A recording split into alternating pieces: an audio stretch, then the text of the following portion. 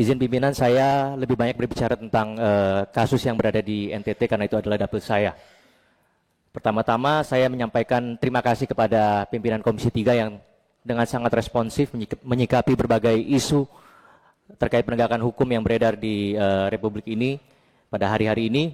Sebagai legislator muda dari NTT, tentu saya sangat merasa bersyukur bahwa rapat pertama di Komisi 3 ini di masa periode ini langsung diadakan bersama Kapolda NTT yang merupakan mitra kerja saya. Saya juga apresiasi kepada Mbak Saras selaku Ketua Umum Jarnas Anti TPPO. Saya sebagai legislator baru muda di NTT siap membantu dan mengawal kasus ini juga, Mbak. Saya bersyukur melalui forum yang mulia ini kita semua bisa sama-sama mendengar berbagai perspektif dari kasus yang telah menggemparkan Republik ini pada hari-hari ini.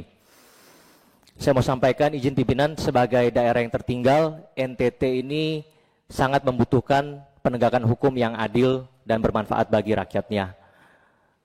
Jika memang betul apa yang diberitakan di media selama ini bahwa Polda NTT bertindak secara sewenang-wenang tanpa dasar melakukan PTDH terhadap anggotanya, saya pikir ini adalah hal yang sangat memprihatinkan dan merupakan sebuah kemunduran dalam penegakan hukum di NTT, bahkan di Republik ini. Tapi saya yakin teman-teman dari Polda NTT merupakan polisi yang profesional, pasti bertindak menggunakan sebuah dasar, dan saya harapkan lewat forum yang terhormat ini semua fakta, semua perspektif bisa diutarakan dengan terang benderang sehingga kami di Komisi 3 bisa mendudukan permasalahan ini dengan seutuh-utuhnya sehingga seluruh rakyat Indonesia, terutama rakyat NTT, bisa mendapatkan penjelasan yang seutuh-utuhnya.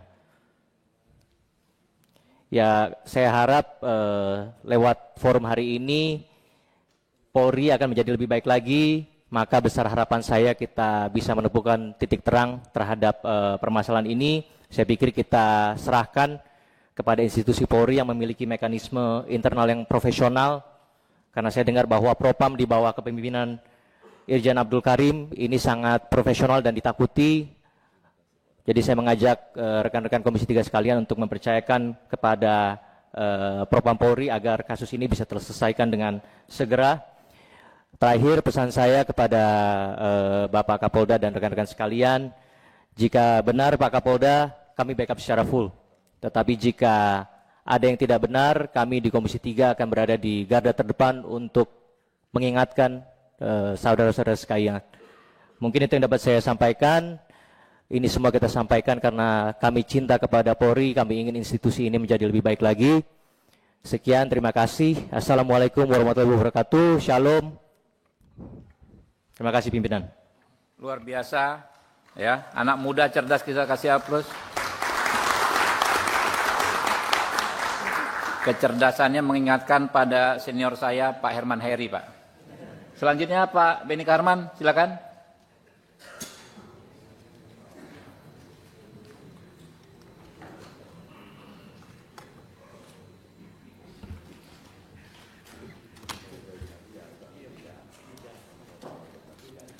Terima kasih Pak Ketua, pimpinan Komisi 3 yang saya hormati, Bapak Ibu anggota Komisi 3 yang saya banggakan, yang saya hormati Wakil Ketua MPR, ya, ada adinda saya tadi, dan juga saya hormati, banggakan Wakil Ketua Komisi 7 DPR, ya, Wakil Ketua. Ya.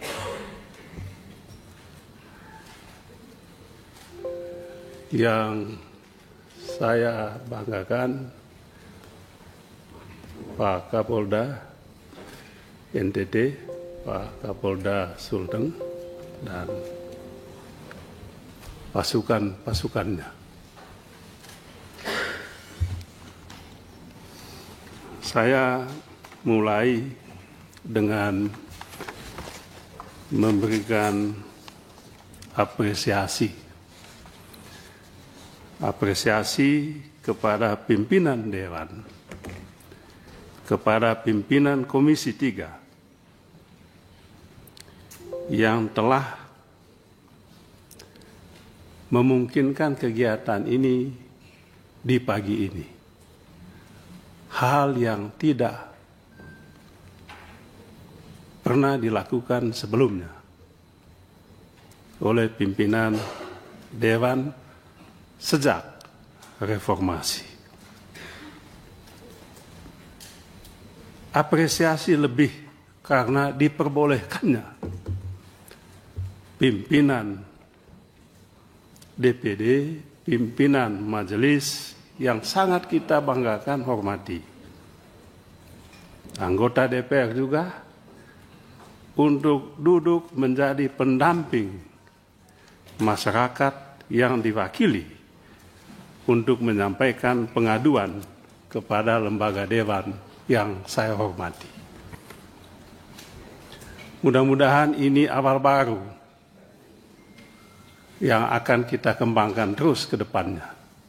Dan mohon dicatat, sayalah nanti yang akan pertama kali juga mengajukan permohonan setelah ini. Jadi pelapor. Untuk melaporkan dan mendampingi saya punya konstituen yang ingin menyampaikan masalahnya. Yang kedua, pimpinan yang saya banggakan. Kasus TPPO NTT bukanlah kasus yang baru terjadi kali ini. NTT dikenal sebagai provinsi yang menjadi surga untuk TPPO ini. Sekian ratus yang meninggal dunia. Dan kalau saya ingat Rudi Soik, saya ingat TPPO ini.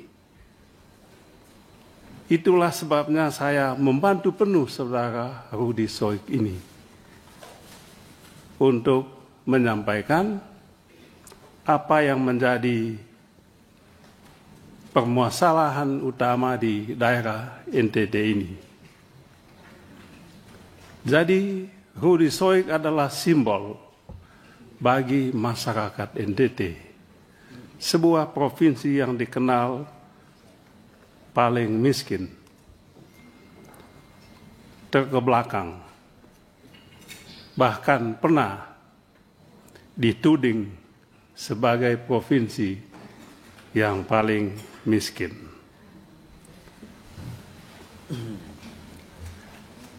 Oleh sebab itu, kalau saudara Rudi Soik pada saat ini diperlakukan dalam tanda kutip tidak manusiawi, maka tidak aneh kalau segenap tokoh di NTT angkat bicara soal ini.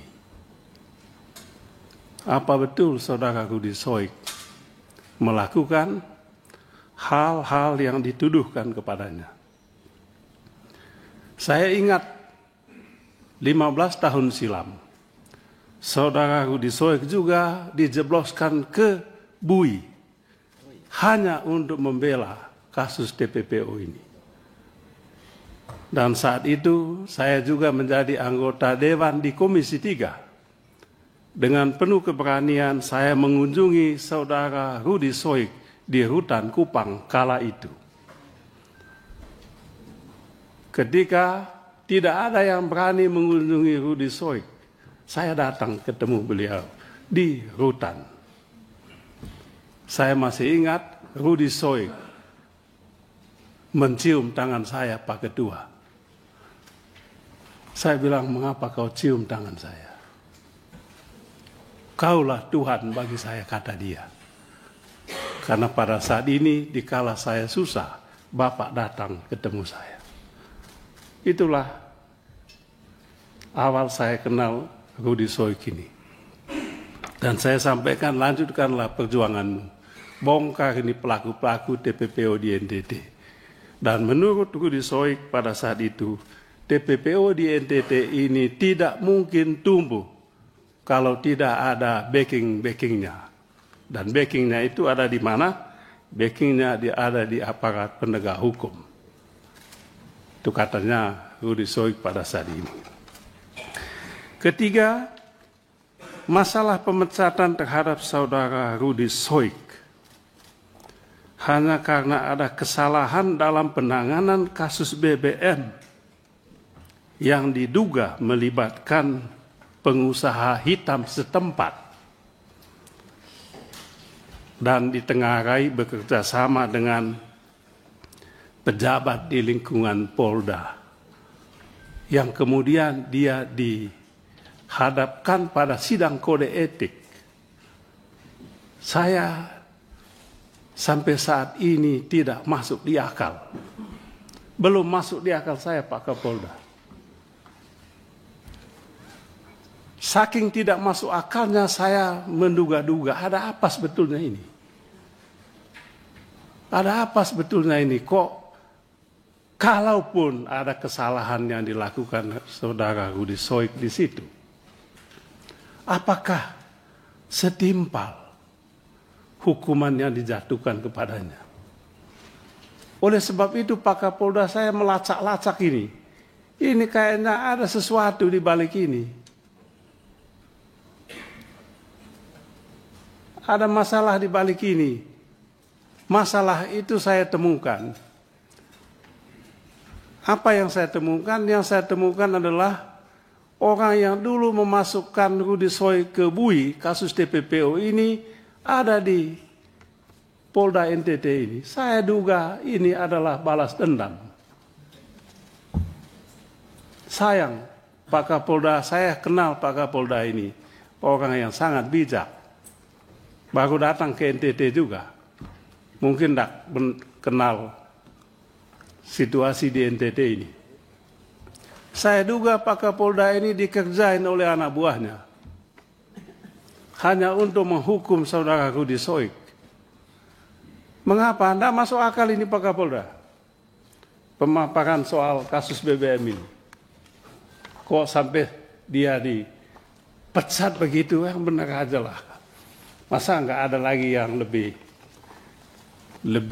bijak lagi. Oleh sebab itu, pimpinan, saya sebetulnya sangat sayang pimpinan tertinggi institusi Polda di provinsi sampai dipanggil ke pusat begini, hanya untuk mempertanggungjawabkan sebuah kekeliruan yang saya lihat tidak masuk di akal. Kecuali kalau Pak Kapolda mau membela anak buah, Bapak punya anak buah. Sayang Pak Kapolda ini diadili di sini, dipermalukan di sini. Apa tidak ada lagi cara lain yang lebih bijak untuk menangani masalah ini selain soal TPPO tadi? Jangan lupa, sekali lagi saya ingin sampaikan, Rudy adalah representasi,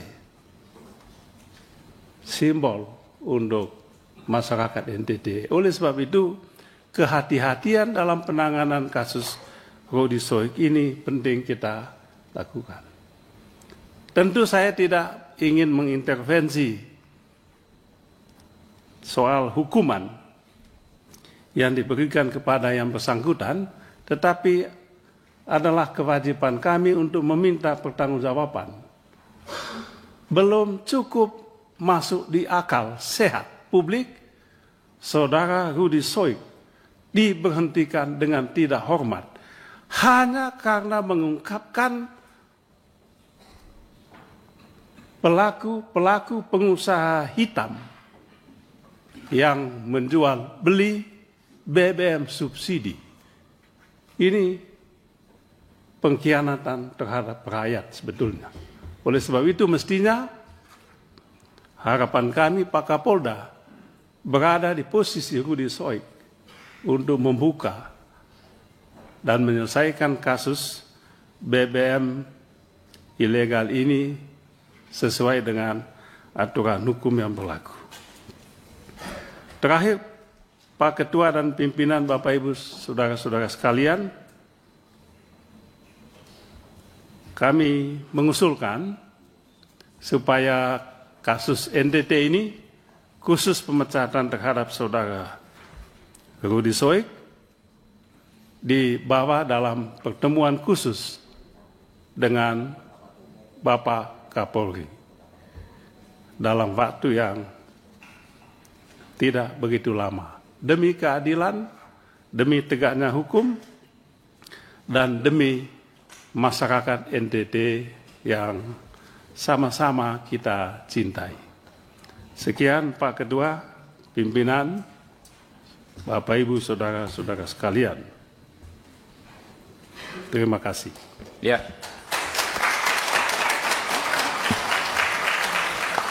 Untuk kasus ataupun kode etik dari Ibda Rudi Soik itu banyak menjadi harapan-harapan kepada kami.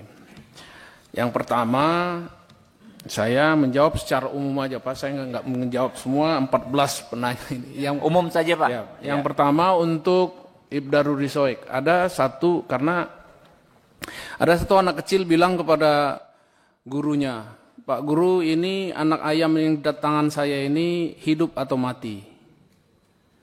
Nanti kalau gurunya bilang mati, maka dibuka begini, hidup ternyata. Tapi kalau gurunya bilang itu hidup, dimatikan sama dia. Nah, saya akan bacakan kepada Ibda Rudi Soik. Saya tidak tahu Anda siapa, bertugas apa. Saya selaku Kapolda Anda. Yang saya tahu adalah Anda melakukan hal-hal yang salah. Hal-hal yang baik saya belum tahu. Tapi dalam hal ini yang masuk ke meja saya, bahwa Anda melakukan sesuatu hal yang dipersalahkan oleh Propam.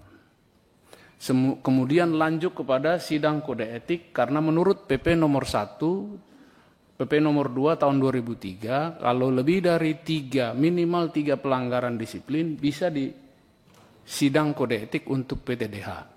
Dan ini sudah sampai di meja saya, Anda sudah dijatuhkan hukuman untuk PTDH, dan sekarang tergantung kepada saya untuk memilih hakim-hakim yang akan memutuskan sidang banding. Memilih sidang banding, komisinya akan saya pilih siapa yang kira-kira tepat. Dan setelah itu mereka punya waktu lagi 30 hari untuk mempelajari memori banding Anda. Dari semua pelajaran yang diberikan ataupun informasi yang diberikan kepada saya, bahwa sebanyak persoalan yang dituduhkan kepada Anda, satu pun belum pernah ada dilakukan tindakan hukum kepada Anda. Belum pernah melakukan penerimaan terhadap tindakan hukum. Silakan, seperti yang saya katakan tadi itu, kalau Anda mau lanjut atau tidak di anggota kepolisian ini, itu tergantung kepada Anda. Ya, saya sampaikan kepada nanti hakim sidang, silakan pertimbangkan dengan baik. Itu satu. Yang kedua, ada apa Pak Beni? Pak, mohon berkenan interupsi. Interupsi terkait yang disampaikan. Terkait yang disampaikan. Ya, silakan. Maaf Pak ya. Saya punya usulan, kalau berkenan, jangan ada penjelasan, jangan ada kontra narasi lagi, kontra argumentasi lagi. Supaya saya rasa tadi tugas kita ini, yang kita minta beliau memberikan penjelasan, kita bisa mengerti. Ya, kemudian dari pihak Rudi Soik juga tadi sudah begitu. Jadi supaya nanti jangan ada bantah-membantah. Yang penting bagi kita sudah paham, lalu kita proses sesuai dengan aturan saja. Itu selesai Pak Ketua. Oh, ya, baik. Mungkin maksudnya closing statement saja Pak. Closing statement secara umum saja ini Pak.